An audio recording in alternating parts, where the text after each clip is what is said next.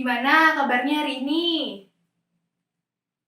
Puji Tuhan, kakak harap adik-adik baik-baik selalu dan sehat-sehat selalu ya. Meskipun kita masih belum bisa beribadah secara langsung di gereja, adik-adik nggak bisa bertemu secara langsung sama kakak-kakak sekolah minggu dan teman-teman yang lainnya, tapi adik-adik harus tetap semangat untuk memuji dan memuliakan Tuhan. Nah, sekarang kakak ajak adik-adik untuk memuji nama Tuhan dengan menyanyikan lagu Burung Pipit yang Kecil. Sambil bangkit berdiri ya.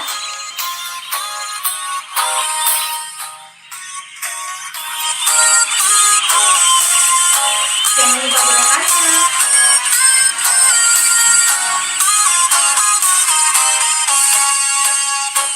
Burung pipit yang kecil dikasihi Tuhan, terlebih diriku dikasihi Tuhan. Bunga bakung di padang diberi keindahan, terlebih diriku dikasihi Tuhan.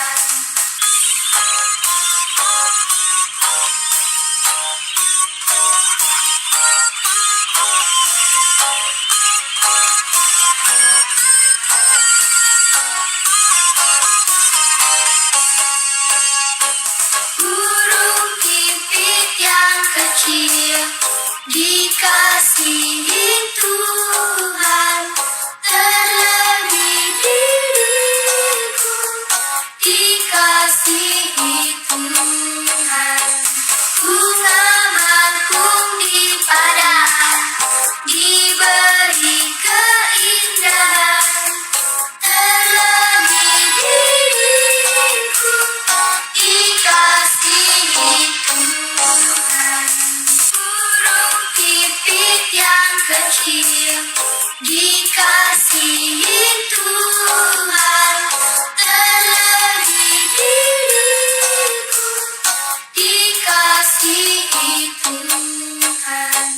Bunga bakung di padang diberi keindahan, terlebih diriku dikasihi Tuhan.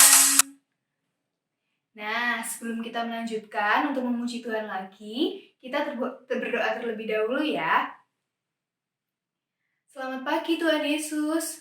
Terima kasih Tuhan. Tuhan sudah menyertai kami dan melindungi kami dari tadi malam hingga pagi ini. Dan sebentar lagi Tuhan, kami akan memuji dan memuliakan nama-Mu serta mendengarkan firman-Mu. Kiranya Tuhan sertai kami dari awal, pertengahan, hingga akhir. Dalam nama Tuhan Yesus, kami sudah berdoa dan mengucap syukur. Haleluya. Amin. Adik-adik, sebelum kita mendengarkan firman Tuhan, kita akan menyanyikan satu pujian lagi, Kasihnya Seperti Sungai. Adik-adik masih semangat kan? Nah, kita menyanyikan masih sambil bangkit berdiri ya, pakai gerakan. Kasihnya seperti sungai, kasihnya seperti sungai, kasihnya seperti sungai di hatiku, mengalir di waktu susah, mengalir di waktu senang. Kasihnya seperti sungai di hatiku. Berkatnya Seperti sungai, berkatnya seperti sungai, berkatnya seperti sungai di hatiku, mengalir di waktu susah, mengalir di waktu senang. Berkatnya seperti sungai di hatiku. Kuasanya seperti sungai, kuasanya seperti sungai, kuasanya seperti sungai di hatiku, mengalir di waktu susah,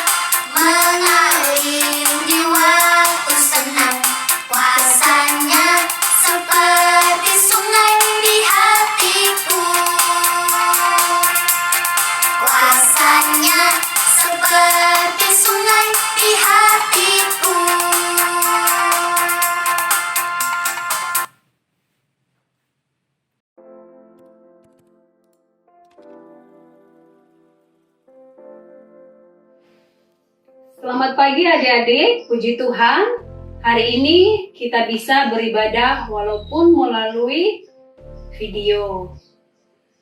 Pada saat ini sebelum kita memulai mendengarkan firman Tuhan, mari kita berdoa terlebih dahulu. Tuhan Yesus, terima kasih pada pagi hari ini Tuhan masih memberikan kami kesempatan untuk memuji, memuliakan Engkau, dan pada saat ini kami akan mendengarkan firman-Mu. Kiranya Tuhan yang menolong, memampukan kami, sehingga kami boleh mengerti, memahami, dan terlebih melakukan firman Tuhan dalam kehidupan kami sehari-hari. Terima kasih ya Bapa, berbicaralah kepada kami pada pagi hari ini. Dalam nama Tuhan Yesus kami berdoa dan bersyukur. Amin. Nah adik-adik, bacaan firman Tuhan pada pagi hari ini terambil dari kitab Keluaran pasal yang kedua ayat 1 sampai 10. Ya, dibuka Alkitabnya ya. Keluaran pasal yang kedua ayat 1 sampai 10. Demikian firman Tuhan. Seorang laki-laki dari keluarga Lewi kawin dengan seorang perempuan Lewi. Lalu mengandunglah ia dan melahirkan seorang anak laki-laki. Ketika dilihatnya bahwa anak itu cantik, disembunyikannya 3 bulan lamanya. Tetapi ia tidak dapat menyembunyikannya lebih lama lagi. Sebab itu diambilnya sebuah peti pandan, dipakalnya dengan gala-gala dan ter, diletakkannya bayi itu di dalamnya, dan ditaruhnya peti itu di tengah-tengah teberau di tepi sungai Nil. Kakaknya perempuan berdiri di tempat yang agak jauh untuk melihat apakah yang akan terjadi dengan dia. Maka datanglah putri Firaun untuk mandi di sungai Nil. Sedang dayang-dayangnya berjalan-jalan di tepi sungai Nil. Lalu terlihatlah olehnya peti yang di tengah-tengah teberau itu. Maka disuruhnya hambanya perempuan untuk mengambilnya. Ketika dibukanya, dilihatnya bayi itu, dan tampaklah anak itu menangis. Sehingga belas kasihanlah ia kepadanya dan berkata, "Tentulah ini bayi orang Ibrani." Lalu bertanyalah kakak anak itu kepada putri Firaun, "Akan kupanggilkah bagi Tuan Putri seorang inang penyusu dari perempuan Ibrani untuk menyusukan bayi itu bagi Tuan Putri?" Sahut putri Firaun kepadanya. "Baiklah." Lalu pergilah gadis itu memanggil ibu bayi itu. Maka berkatalah putri Firaun kepada ibu itu, "Bawalah bayi ini dan susukanlah dia bagiku, maka aku akan memberi upah kepadamu." Kemudian perempuan itu mengambil bayi itu dan menyusuinya. Ketika anak itu telah besar, dibawanyalah kepada putri Firaun yang mengangkatnya menjadi anaknya dan menamainya Musa. Jadi sebelum kita mendengarkan penjelasan firman Tuhan ini, mari kita menyimak video berikut ini. Firaun yang baru takut orang Israel akan menjadi terlalu kuat. Maka ia memperbudak mereka dengan sangat kejam.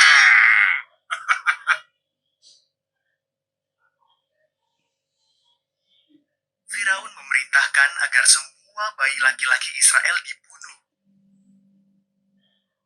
Seorang wanita menaruh bayinya dalam keranjang, lalu menyembunyikannya di tepi sungai. Kakak perempuan bayi itu mengawasinya.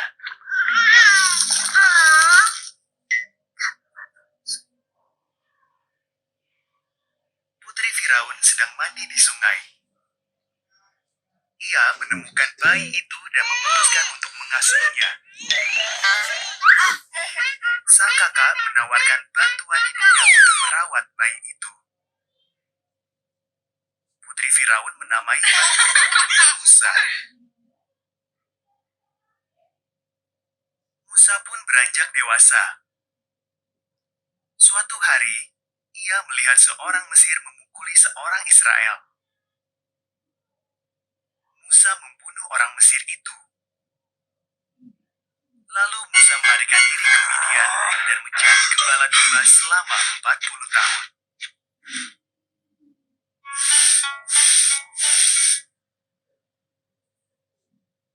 Musa sedang menjaga domba-dombanya di Gunung Horeb. Suara Tuhan terdengar berbicara dari semak belukar yang menyala. Musa, umatku sangat menderita. Aku telah memilihmu untuk membebaskan mereka.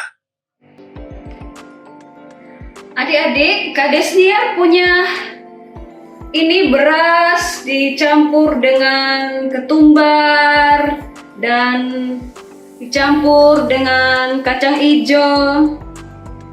Nah, coba kalian praktekkan di rumah. Lalu dipilah-pilah mana yang beras, mana yang kacang hijau, mana yang ketumbar. Dipisah-pisah sehingga beras menjadi beras, kacang hijau menjadi kacang hijau, dan ketumbar jadi ketumbar. Nah, adik-adik, kadang-kadang ketika kita melakukan hal ini terjadi begitu banyak kesulitan karena sudah kecampur. Nah, adik-adik yang dikasihi Tuhan, seringkali juga di dalam kehidupan ini kita mengalami berbagai kesulitan hidup. Seperti yang dialami oleh bangsa Israel pada saat mereka berada di tanah Mesir. Pada awalnya bangsa Israel ketika berada di Mesir pada zaman Yusuf berbeda kehidupannya ketika mereka dipimpin oleh seorang raja yang baru yang tidak mengenal Yusuf. Nah, ketika mereka hidup di masa kerajaan yang baru ini, bangsa Israel mengalami berbagai penderitaan. Ya, kenapa? Karena raja yang baru ini takut kalau bangsa Israel semakin hari semakin bertambah jumlahnya. Maka dia membuat 3 keputusan. Yang pertama, semua laki-laki yang bekerja, yang bekerja, mereka semakin ditambahkan pekerjaannya. Nah, kalau pekerjaannya semakin bertambah, mereka kecapean lalu mati. Yang kedua, Raja Firaun yang baru ini memerintahkan 2 orang bidan yang bernama Sifra dan Puah. Jikalau perempuan Ibrani melahirkan, kalau anaknya laki-laki, maka bayi itu harus dibunuh. Namun, bidan ini tidak melakukan perintah tersebut karena dia lebih takut kepada Tuhan. Dan yang ketiga, Firaun yang baru ini memerintahkan jika seorang Ibrani melahirkan anak laki-laki, maka anak tersebut harus dihanyutkan di Sungai Nil sehingga bayi itu mati. Nah, itulah penderitaan yang dialami oleh bangsa Israel di tanah Mesir. Mereka setiap hari mengalami penderitaan dan tekanan dari Raja Firaun. Nah, adik-adik yang dikasihi Tuhan, di tengah-tengah penderitaan itu muncullah suatu harapan. Seorang bayi yang bernama Musa dilahirkan. Lalu bayi itu selama 3 bulan disembunyikan oleh ibunya karena takut nanti bayi Musa ini dibunuh. Namun selama 3 bulan bayi ini tidak bisa lagi disembunyikan di dalam rumah. Lalu ibunya dan kakaknya membuat suatu keranjang lalu menaruh bayi Musa di tempat itu dan mereka menghanyutkannya di sungai Nil. Nah, pada saat itu kakaknya Musa melihat dari kejauhan Lalu datanglah putri Firaun sedang mandi di sungai Nil. Nah, disitulah rencana Tuhan terlaksana. Bayi itu dilihat oleh anaknya Firaun, putri Firaun, lalu diambilnya bayi itu, dan kakaknya Musa menawarkan diri untuk mencari penyusu untuk bayi Musa ini. Adik-adik yang dikasihi Tuhan, setelah bayi Musa itu menjadi besar, maka dia dibawa ke putri Firaun untuk diangkat menjadi anak. Nah, melalui kisah tersebut, ketika Musa sudah besar, maka melalui Musa lah bangsa Israel ini keluar dari tanah perbudakan, dari tanah Mesir, sehingga mereka menuju tanah Kanaan yang dijanjikan oleh Tuhan. Nah, adik-adik yang dikasihi Tuhan, seringkali ketika kita berada dalam kesulitan hidup, tekanan, kita merasa bahwa tidak ada lagi pengharapan. Yang ada masalah setiap hari bertubi-tubi menimpa kehidupan kita. Mungkinkah mama papa kita kehilangan pekerjaan? Apalagi di masa corona ini ya, banyak yang mengalami kehilangan pekerjaan. Ada yang mengalami sakit penyakit. Kita merasa bahwa kok terlalu banyak masalah ya yang menimpa kehidupan kita. Kita mengalami namanya ketakutan, kekhawatiran, kita kehilangan pengharapan. Adik-adik yang dikasihi Tuhan, Kak Desniar juga pernah mengalami hal yang sama. Waktu Kak Desniar masih kuliah, tinggal di asrama, waktu itu Kak Desniar ketika sekolah itu memang belum dapat restu dari orang tua. Lalu ketika mau ujian, Kak Desniar ditagih pada waktu itu hari Jumat. Kak Desniar dipanggil, "Loh, kamu kok belum bayar SPP ya? Hari Senin sudah mau ujian. Kalau nanti kamu nggak bayar, maka kamu nggak boleh ujian." Lalu Kak Desniar pergi ke kamar dan berdoa, menangis, "Ya Tuhan, saya berkeinginan menjadi hamba Tuhan, menjadi pelayan-Mu, tetapi kok saya tak bisa bayar uang sekolah." Kak Desniar hanya berdoa dan berdoa memohon kepada Tuhan. Lalu hari berikutnya, hari Sabtu, Kak Desniar dipanggil lagi ke kantornya TU. Lalu Kak Desniar datang, Kak Desniar cemas ya. Mungkin pikiran Kak Desniar mungkin akan ditagih lagi. Tetapi ketika datang di kantor itu, TU-nya mengatakan, "Desniar, ini kwitansi bahwa uang sekolahmu lunas." Itu suatu hal yang sampai saat ini Kak Desniar ingat, bahwa di tengah-tengah kesulitan hidup, di tengah-tengah tekanan, di tengah-tengah keputusasaan, harapan itu pasti ada. Jadi adik-adik yang dikasihi Tuhan, kalau saat ini mungkin mengalami masalah, mengalami kekhawatiran, tidak ada harapan, percayalah bahwa di tengah-tengah kesulitan hidup kita pasti ada harapan bersama dengan Tuhan Yesus. Tuhan Yesus tidak pernah meninggalkan umatnya. Tuhan Yesus tidak pernah meninggalkan setiap orang yang percaya kepadanya. Kalau kita berharap penuh kepada Tuhan Yesus, maka Ia akan menolong kita tepat pada waktunya. Sama dengan tema kita pada pagi hari ini, munculnya harapan di tengah kesulitan. Amin untuk kebenaran firman Tuhan. Saat ini kita akan masuk di dalam ayat hafalan. Nah, adik-adik, ayat hafalan kita pada pagi hari ini sangat bagus sekali ya. Terambil dari Amsal 23. Kita buka Alkitab kita, Amsal 23 ayat 18.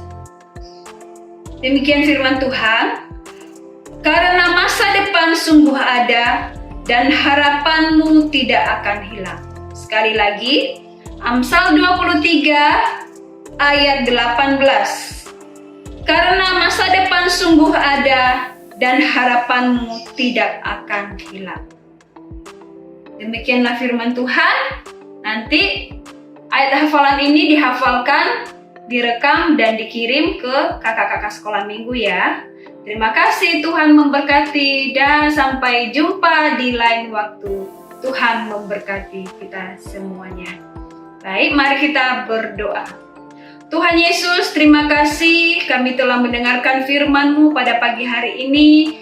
Biarlah kami di dalam menghadapi kesulitan-kesulitan hidup, kami berharap hanya kepada Engkau saja. Karena hanya Engkau-lah yang mampu memberikan kekuatan, memberikan pengharapan itu dalam kehidupan kami. Terima kasih ya Tuhan, biarlah melalui firman Tuhan pada pagi hari ini, kami semakin mendekatkan diri kepada Tuhan. Dalam nama Tuhan Yesus, kami berdoa dan bersyukur. Amin.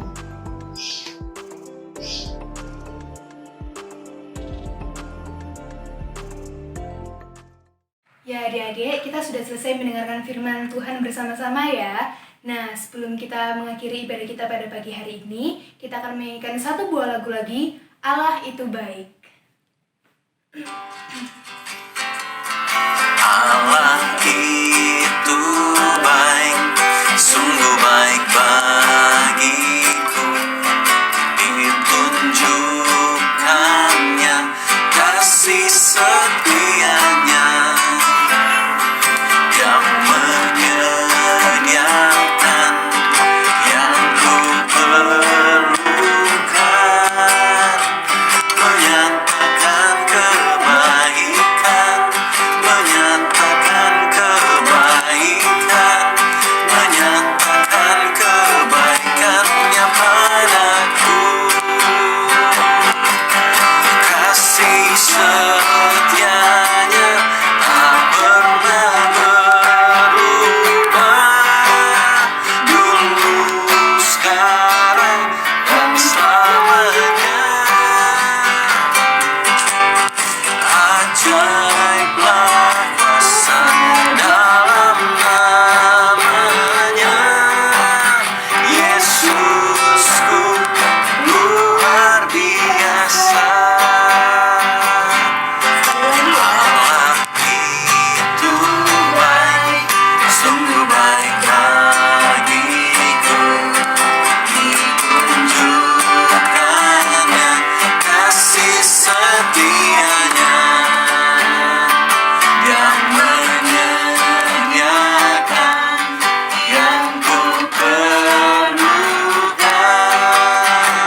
menyatakan kebaikan, menyatakan kebaikan, menyatakan kebaikannya padaku. Kasih setianya tak pernah berubah, dulu, sekarang, dan selamanya. Ajaiblah kuasa dalam namanya, Yesusku luar biasa. Kasih setianya tak pernah berubah, dulu, sekarang, dan selamanya. Ajaiblah kuasa dalam namanya, Yesusku luar biasa. Yesusku luar biasa. Yesusku luar biasa. Yesusku luar biasa.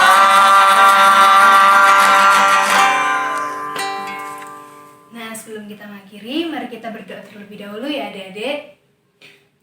Terima kasih Tuhan atas berkat yang telah Engkau berikan kepada kami. Tuhan sudah menyertai kami dari awal, pertengahan, hingga akhir.